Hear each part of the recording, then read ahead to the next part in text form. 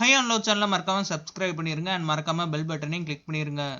Hello all welcome to my channel. சொன்னேன் எபிசோட்ல குறும்படம் போட்டதுக்கு அப்புறமே பாத்தீங்கன்னா அர்ச்சனா ஆரி மேல ரொம்ப பாசமா இருக்காங்க. இதுக்கு முன்னாடி Arya all time target and கிண்டல் பண்ண அர்ச்சனா நேத்து எபிசோட்ல அப்படியே பெல்ட் அடிச்சிட்டாங்க. அண்ட் ஆரிக்கு நீங்க எது பேசினாலும் லவ் பட்டுக்கு வாங்க, நாங்க 6 பேர் இருக்கோம்னு சொல்லிட்டு ஆஃபரும் கொடுத்தாங்க.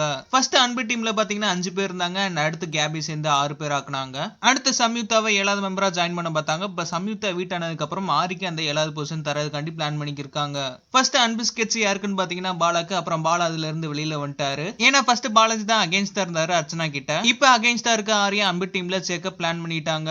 அண்ட் ஆரியும் நேத்து நிசா அண்ட் அர்ச்சனா கூட தான் பேசிக்கிட்டு இருந்தாரு. ஆரி கமல்கிட்ட பேசிட்டு இருக்கிறப்ப நிசாவோட ரியாக்ஷன் எல்லா பேரும் கண்டிப்பா நோட் பண்ணிருப்பீங்க. நிசா ஆரியை பார்த்து முறைச்சிட்டே தான் இருந்தாங்க.